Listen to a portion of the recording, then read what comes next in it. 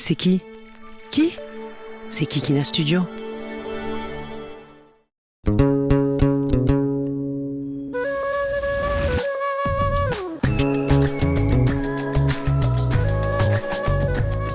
Hello, my dear listeners.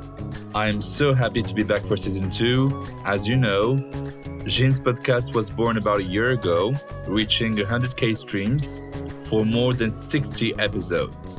I've been discussing very specific matters around feminism, sexuality, gender, and love within the Arab and/or Muslim communities in France. But why just France, you may ask? Well, France is riddled with statewide racism and a history of colonization that is yet to be fully recognized, by the way. And because this alleged freedom of being who you are as an individual is actually frequently despised. Now that I've explored this field every which way, I wanted to go broader geographically and wider culturally.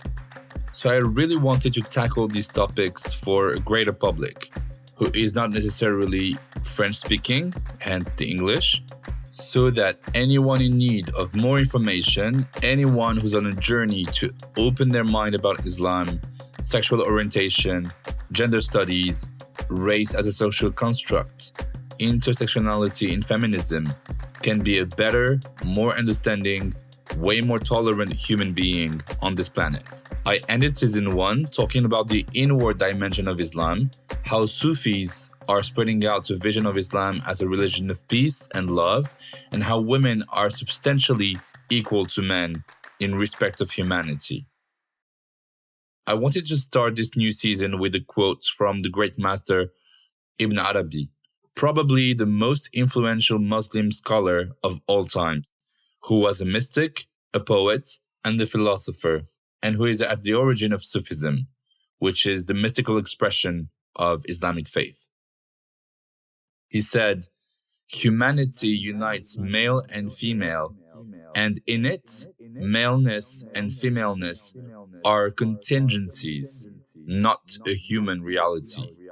Therefore, he praised women's spiritual aptitude, and he agreed that women should be able to lead the prayer unconditionally."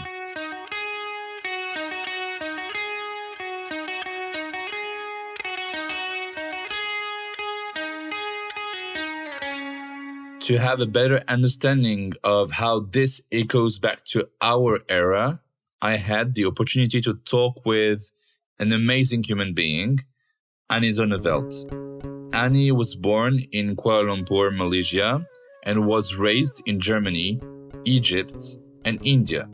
Now she lives in LA, California. She's a successful singer, songwriter, activist, and writer. She even participated in the writing of Grammy-winning songs. She is also the president and founder of MPV, Muslims for Progressive Values, a non-profit organization in the US that creates inclusive communities that welcome and support interfaith marriages, gay marriages, gender and sexual minorities, etc., etc. So she has been constantly raising awareness around Islam as a religion of peace. Last but not least, she is one of the most known women imams in the world. Dear Ani, hello, and thank you for taking some time to share your vision of Islam. Sure. Okay, so let's start first with an explanation of female imamship. The obvious and predominant position about women as imams is the orthodox one. Women cannot lead prayers, simply because men and women play different roles in society, as if leadership was only reserved for men. Yet we know for sure that there is a long history of female masters of Islamic sciences teaching men. They were scholars, they were jurists, muftis, preachers, or other kinds of spiritual guides. So my first question for you is female imamship forbidden by the Holy Quran? Absolutely. Women, or any Muslim for that matter, is entitled to spiritual leadership. And yes, even though I, as a female, I lead men and women in congregation in prayer and the prayer spaces. When we do conduct such services at Muslims for Progressive Values, we do not segregate the prayer spaces even, so that trans Muslims feel comfortable to stand where they want to. And also families can pray together as a group, and whoever's comfortable can pray side by side. After all, we're supposed to be ummah, or brothers and sisters. So the whole notion of the sexuality is really distorted. But the female imamship, yes, I do lead prayer, but I am more of the philosophy that in the Quran, we are all spiritual equals. And so therefore, every human being, Muslim, is entitled to lead prayer, including LGBT Muslims. In the Quran, Surah 32, As-Sajda 24, it says, "And we made from among them leaders, guiding by our command when they were patient and when they were certain of our signs." So it's about leadership, isn't it? So I think leadership is something that you develop or you are born with. You can also, it's a skill, obviously, to become a leader. But most importantly, do your community and as a leader, do those you represent trust you, right? Do they respect you? Do they think that you're learned enough? Do they think that you are leading them spiritually on the right path? So, so I think this definition of leadership, the way that it's being interpreted in this current hierarchical structure of Islam, is a distortion of the spirit of the Quran, which is promoting a complete flat hierarchy in the connection between you and God. What are the requirements to become an imam? Is it the same as being a scholar, a mufti, or ulama? Are you part of a clergy like in Catholicism? Are you supposed to know the Quran by heart? Are you just elected as the most deserving person in the neighborhood? How does it work? Yeah, I think it's a little bit of everything, but most importantly, Islam officially does not have a ordination process like Christianity or Judaism, for example. And that has a lot to do because of the informal leadership structure within the context of the Quran anyway. And so obviously it's better if you know Islam, your knowledge of Islam is solid. Obviously that would be preferable, but I don't think you have to be going to Al-Azhar University in order to be a learned person. I think you can be a critical reader and learn Islam and educate Islam for yourself and in an informal way. And that also will that knowledge is what your community looks to. So I really dismiss this notion that you need to speak Arabic, you need to memorize the Quran, etc., because that's just the patriarchy system of dismissing qualification of lay leaders. And the importance of lay leaders is actually really important. Yeah, it's true that there is this belief that you should go to Al-Azhar University, which is, for our listeners, a very famous public university in Cairo, Egypt, that is associated with everything surrounding the Islamic theology and the understanding of Islamic law, to become like an imam or a leader in like a spiritual guide. Yeah, but obviously it's about faith first. Let me tell you something. So my sister is a graduate of Al-Azhar University in Sharia law, and we do not agree on the theology whatsoever. So just because you graduate from Al-Azhar does not mean that you may know the Quran by heart, you may know all the theology like the back of your hand, but however, it doesn't mean that you necessarily encompass the spirituality and the inclusivity interpretation of the Quran, right?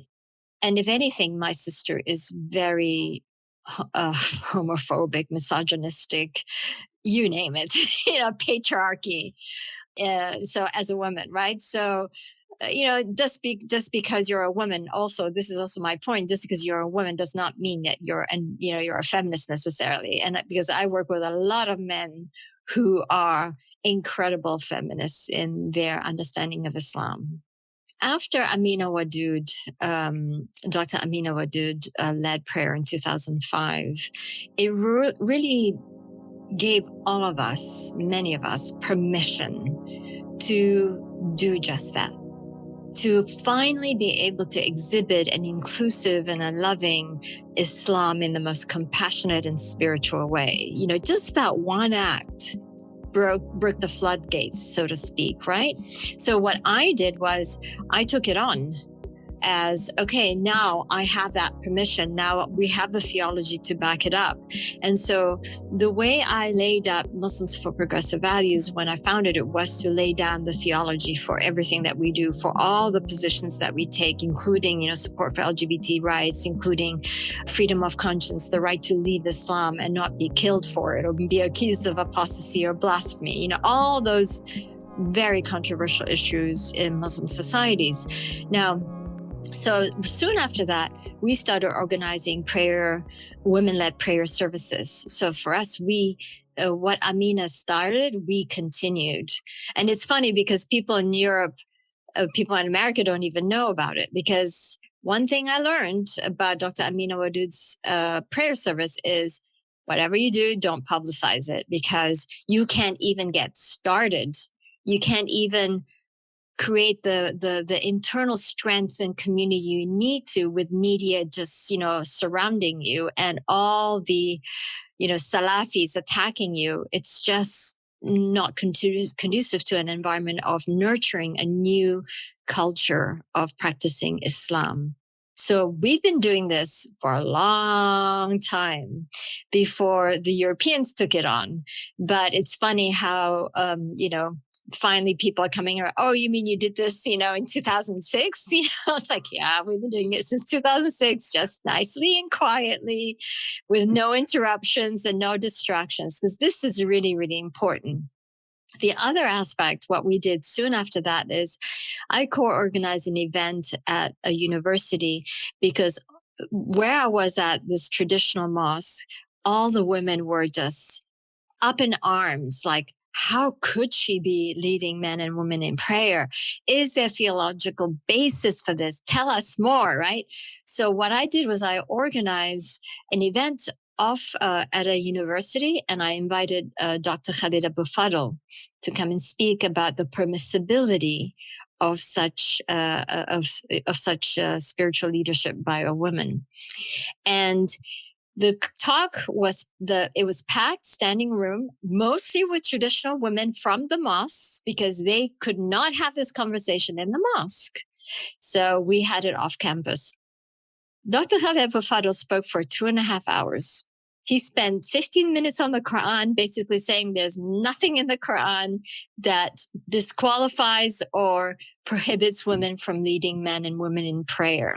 And he spent the rest of the 2 hours talking about the hadith. And the bastardization of Islam is the hadith, the large part of it. And so we talk about, even women themselves believe that if they pray behind a women imam, their prayers will not be accepted by Allah, right? Women themselves believe this, so let alone men. And this is because in the hadith, it actually says the soul of a woman is equal to that of an ass, a khumar.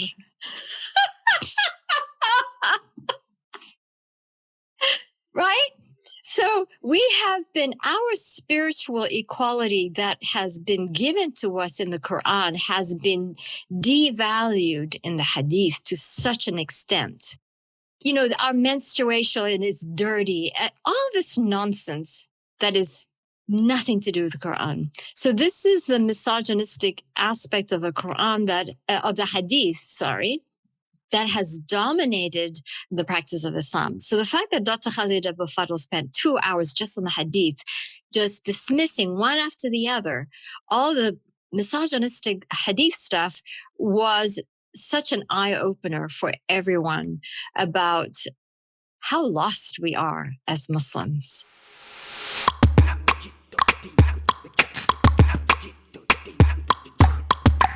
The eternal debate separating progressive Muslims from the majority lies in the leadership of the prayer for a mixed audience rather than just women. So we have this example of Waraka at the time that today serves as the basis for the opinion among some Islamic jurists that women are permitted to not only lead other women in prayer, but that they may also lead mixed gender congregations under the circumstance that she leads from behind the male congregation, that she does not beautify her voice, and that there is no man available with any knowledge of the Holy Quran, and that she leads them in an optional prayer like Tarawih during Ramadan, and not one of the 5 daily prayers. So this is what the Hanbali Islamic school of thought is recommending. But is that really what should be recommended? But let me say something. Okay, this is Hanbali. Okay, but there's also the other imams. And then so the problem is, what are we doing? We're following now the interpretation of medieval imams, of their extrapolation and their understanding of the Quran. Huh? I mean, it's like, what the heck? We should be reading the Quran. And that should be, I mean, there should be, if we are really so hung up on imams and their understanding of Islam, then what we're doing is that we're following the imams. We're not following the Quran. Huh? So this is the challenge. This is what differentiates progressive Muslims than the traditional Muslims.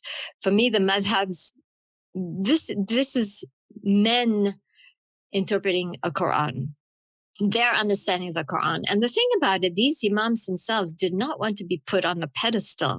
It is their students that did that. It was the students that put their imams on this hierarchy against the imam's will. So, you know, we need to totally undo this, imam worshipping, madhab worshipping. This is what it is.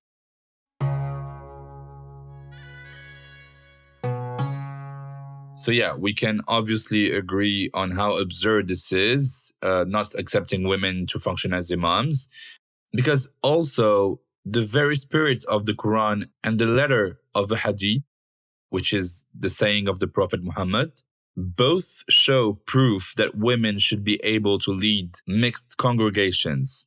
This also suggests that the prohibition against that practice originated from sexism in the medieval context and from tenacious patriarchal interpretations of religious texts.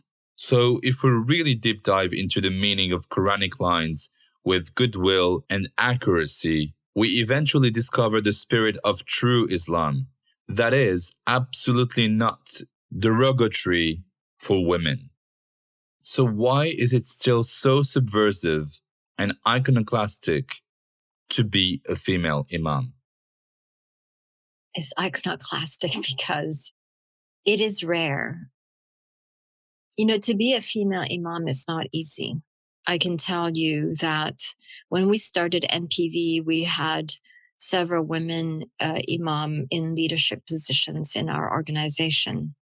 Many of them are divorced because their husband could not take it, or even the supposedly progressive husbands could not take it.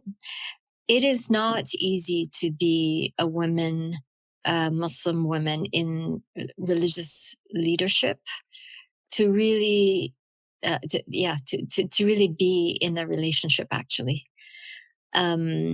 the challenges, the patriarchy system, the misogyny that surrounds this idea of a woman as spiritual equal is so deeply embedded in our DNAs. And so I think that's the challenge. Even though, we see it with all the Muslim women that are, now that are now taking on this role, and the challenges that we all go through. Death threats is one thing, but, on the personal side, it's very, very difficult. So that's the personal side of it. The public side of it is the dismissal by fellow male religious authorities as our religious authority is not qualified simply because we're female. So there's so many different elements that really pull us down rather than lift us up from doing what is duly our right to do and to be. Yeah.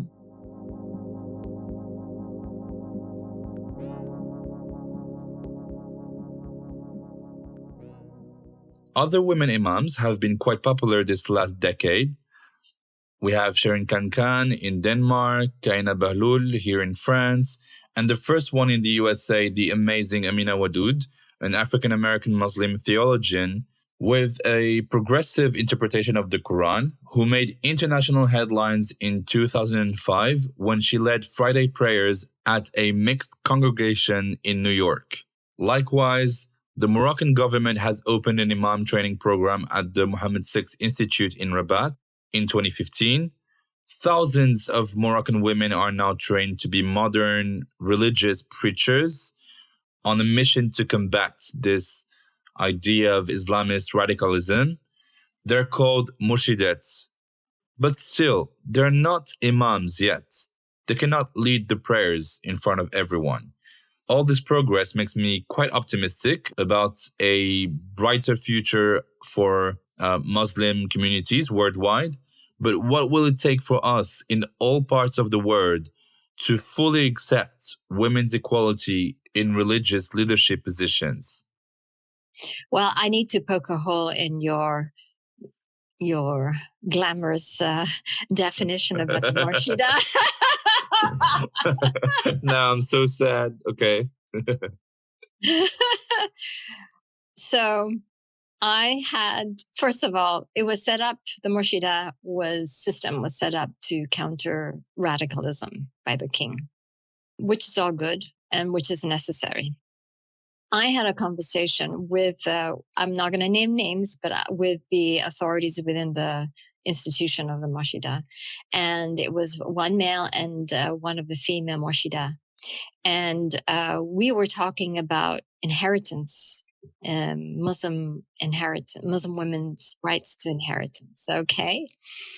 And I said, and I went into that meeting with a Moroccan economist from UNFPA, a United Nations Population Fund. So she shared the statistics at that time that 27% of Moroccan women were sole breadwinners.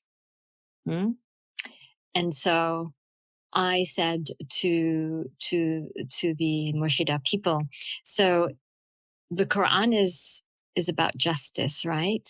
And I'm like, of course, that's the response, right? Always, right? I said, okay, fine. When the Quran gave the women, let's say 1/3 rights to property and inheritance, this is a minimum. And this is based on this notion, the pretext that women are the sole breadwinners. Now you have the numbers that women in Morocco, 27%, are the sole breadwinners. Shouldn't they have more than the third? Shouldn't they actually be receiving what the Quran is stipulating to be the men's portion? The male guy authority was reflective and says, you have a good point. And first of all, he was stunned that the number was so high. He had no idea. And this is the problem with religious authorities. They are clueless about what's happening to their constituency and how the women and children are suffering in their societies. Clueless. So that was like a stunning number for them.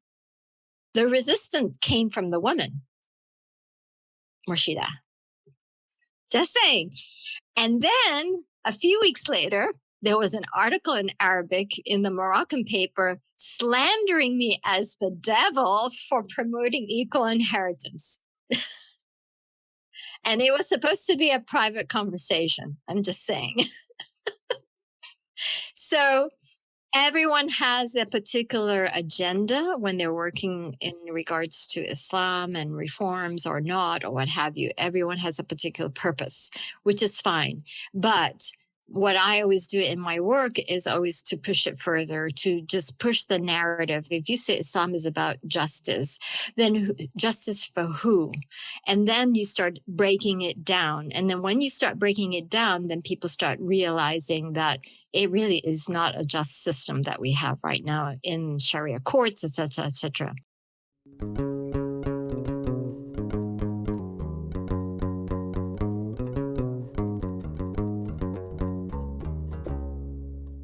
I also wanted to ask, what's a normal day like for you?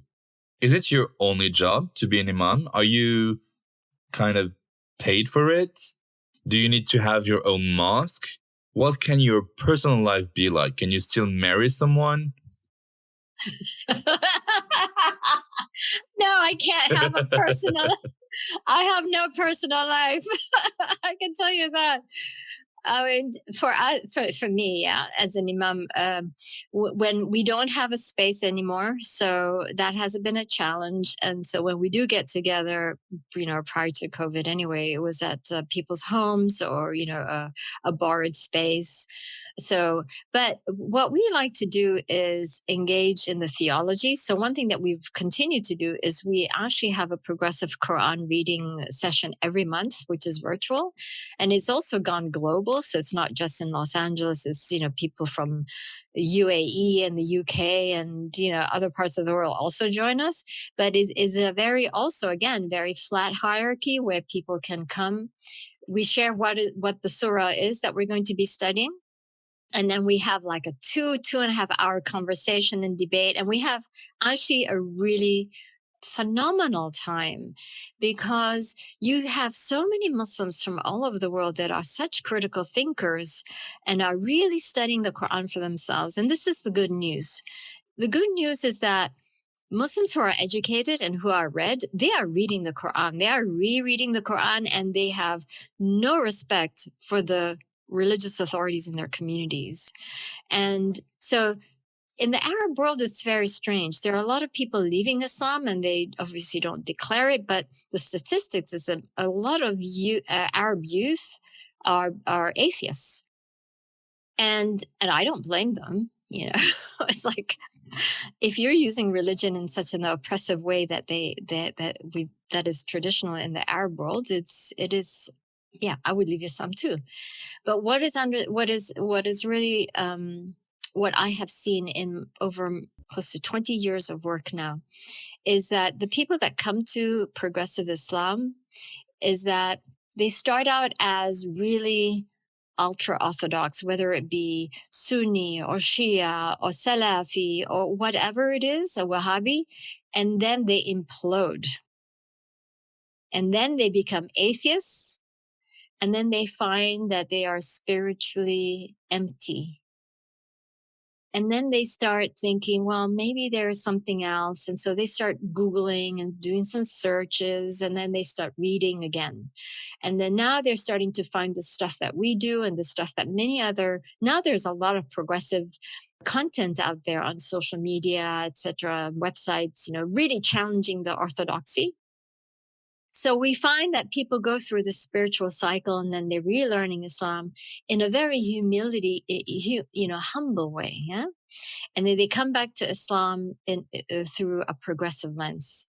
And this is, for the most part, this is our constituency. You can't really come to becoming a progressive Muslim without the critical thinking. It doesn't work. Yeah. You had asked me, what is my day? I get up early. I have meetings with New York, with Europe, with Africa. So my day starts very early, obviously, because of the time difference. I work full-time with Muslims for Progressive Values. That's my position. I am the spokesperson. I do the policy. I do all the human rights advocacy in the context of Islam, not just here in the United States, but also at the United Nations. I'm also, I sit on the Faith Advisory Council that advises all the UN agencies, and I'm the co-chair of the gender working group for this panel, for this body.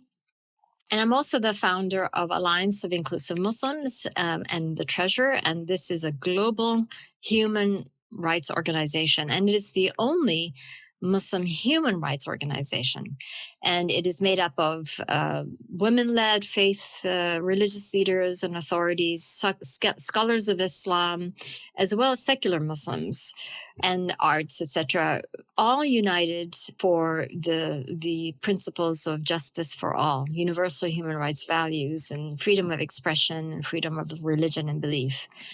So this is so I kind of run two organizations, and one of our most popular programming at MPV is an initiative called Imams for She, which is basically borrowing from the UN Women's He for She campaign. And so we took it and flipped it.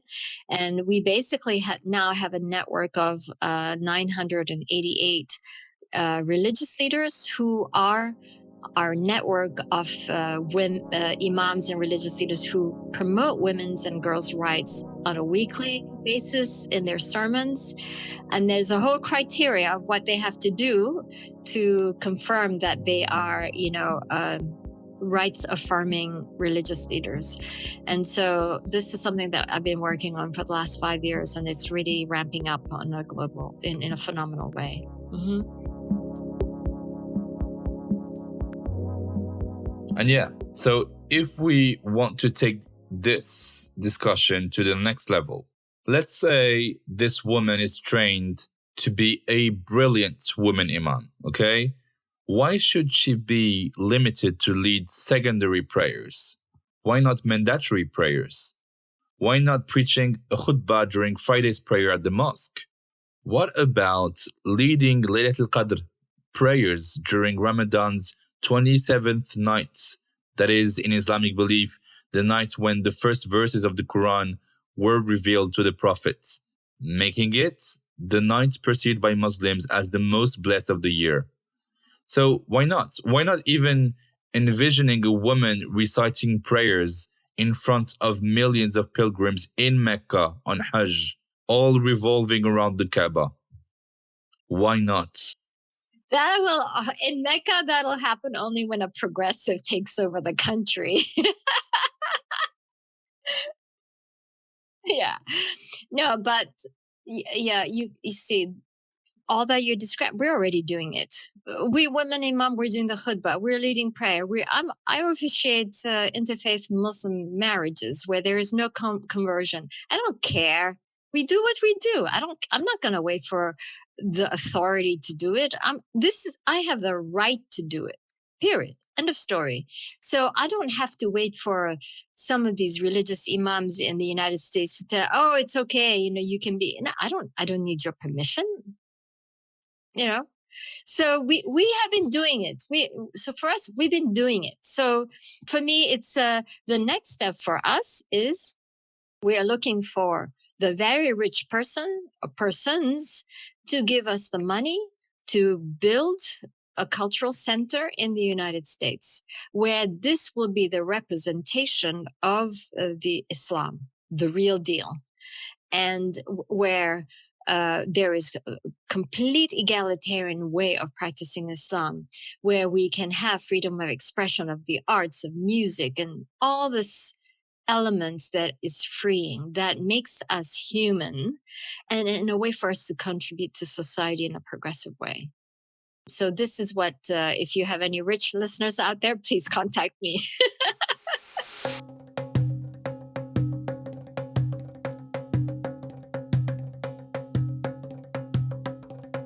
Do you wear the hijab yourself when praying?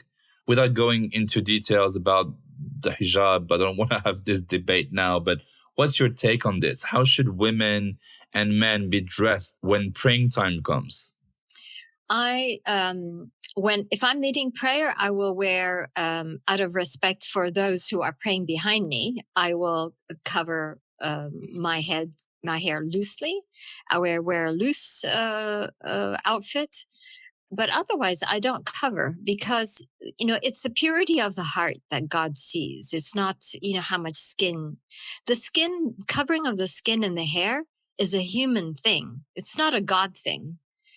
And so I think the most important thing is when you do the wudu, it's the spirituality of your soul to be in the space, to be in a spiritual space and mind that is pure.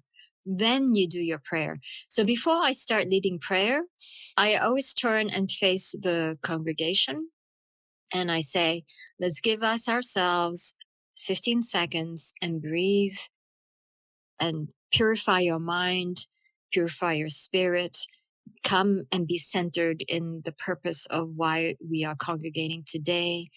Almost like close out the noise of the world, your problems. And then I turn around, to face Mecca. And then I stand there just quietly for a few seconds, and then I start. And just that silence really forces people to tune into what's going to happen, but also tune into inside of them, because that's what prayer is. So that's how I do it. So my last question is the following. Your great initiatives have also led to the promotion and understanding of a more intersectional feminism within Islam. It means that mosques should be inclusive and become safe spaces of tolerance and acceptance, regardless of gender, language, disability, sexual orientation, race, or even religion. It means you're welcoming of all identities, including LGBT plus people, right? So it's an ideal vision of Islam that aims at social peace. So why the hell do people care so much to stop these initiatives? What are some of the worst reactions you got from being an imam as a woman? How can we help thwart their plans and change their mindsets? So I go back to the Quran, and it's when people talk about discrimination and, the othering of whoever that other is for them, it's a very simple theology behind it. And the crux of the matter is, when we are in our womb, there is a period in the womb where God blows the ruh into the soul, right? Into the fetus that makes you human. So regardless of how you come out physically, you are still the spirit of God, right? And so who the hell are you to discriminate against a particular individual in that regard? And so when you go back to that, you can't, it'll force people to be reflective of their discrimination and their prejudices. It's actually very hard to deal with people's prejudices because it's so ingrained in people's mindsets and how they were raised, obviously. But when you challenge it to the purity of what the message of the Quran, I've been able to break through barriers that way. I get all kinds of emails and phone calls from people from all over the world telling me the most personal stuff, and it's very surprising. I mean, I appreciate that the trust that they have in me. I'm also very accessible.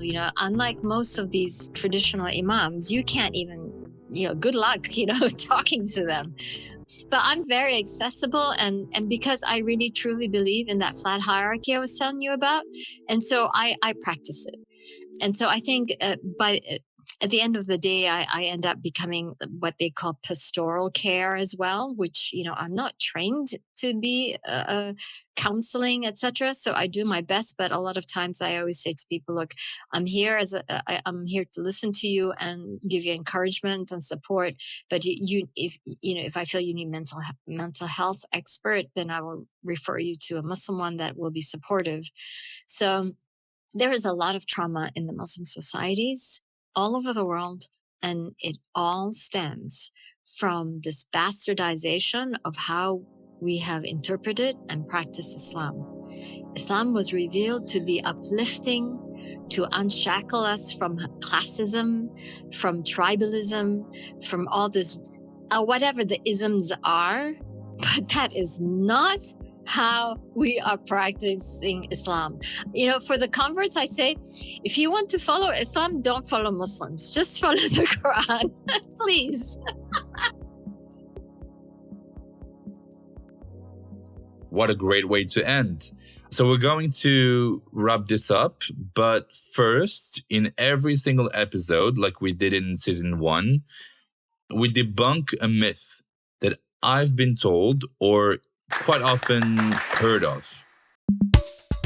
As I'm a screenwriter and a movie director myself, my first short movie happens to be also about a woman imam. But when writing the script, I wonder what were the main arguments of those who reject altogether the possibility of women imamship, right? And so I asked people around, and this is what a very angry and quite misogynistic man answered. What do you mean, woman imam? A woman cannot be an imam. What should I do if she's praying in front of me with her ass up? What if she has a nice voice that turns me on? What if she's on her period? She wouldn't think straight. So what would you have answered if you were me? Stay the hell home, man. We don't need you. Go and purify your soul first and then come to prayer. Look, I have prayed side by side beside men who are quote unquote not my relative.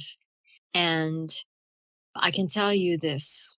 It is one of the most beautiful experiences to be able to pray together side by side. No sexual, none of that, right? Just pure spirituality and bonding as a community. It is a very beautiful experience, actually. And when we talk about the ummah, that really comes to fruition. That concept of ummah really comes to life when you're praying side by side with whoever it is on the other sides. You know, I can't even put it into better words than what I have expressed, except that you have to experience it. But you can only experience that when you come to prayer with the most clean intention in your heart and your mind. Ani, thank you so much for your time. Thank you. You're welcome.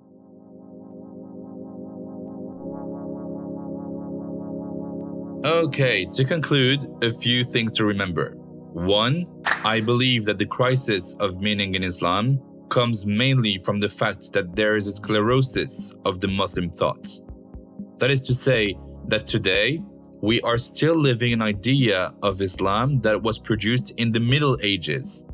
The legal schools of Islam today emanate from what we can call medieval thoughts.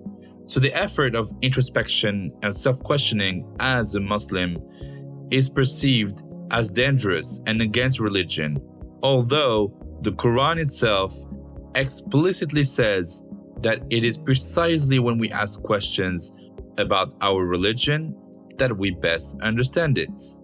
2, Muslims must reclaim their sacred text and allow themselves to read it with their own interpretation, with the tools we have today in the 21st century. This episode is not so much to promote the need for women to become imams, but only to reinstate a truth that has always been countered. Women can be imams, period. Nothing religious prevents them to do so. In Islam, there is no central clerical authority that names imams, so it is up to the community to accept you or not, to give you this legitimacy. 3, once I actually asked around cis heterosexual men experiencing praying at an inclusive mosque led by a woman imam, they were quite surprised how normal it is. Once we enter a mosque, we are not anymore in the field of secularism, nor gender identities, nor sexual orientation, nor even race.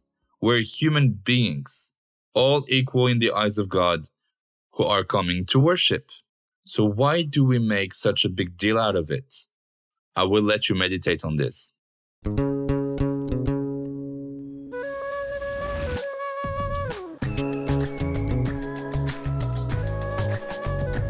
Thanks a lot to all listeners. You'll find all the aforesaid references in the description below, as I did every single time during season 1.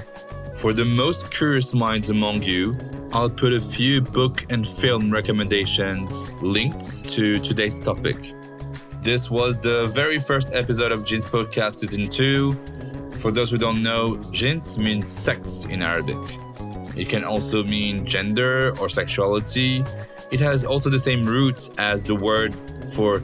So yeah, JINS is all about identity. For the second episode, hopefully we'll talk about how we can combine all our identities and how they're not mutually exclusive. Be it on Spotify, Apple Podcasts, Amazon Music, Google Podcasts, Deezer, or else. Don't forget to subscribe to JINS Podcast account and to leave your questions and comments. Go subscribe to JINS Podcast on Instagram at JINS_podcast. Don't hesitate to share around every time you listen to an episode, because you should always remember that someone, somewhere, somewhat needs a new light shed on Islam, gender identity, sexualities, Arab origins, or anything that can be prone to oppression. So please do your part and pass the word around. See you soon on JINS.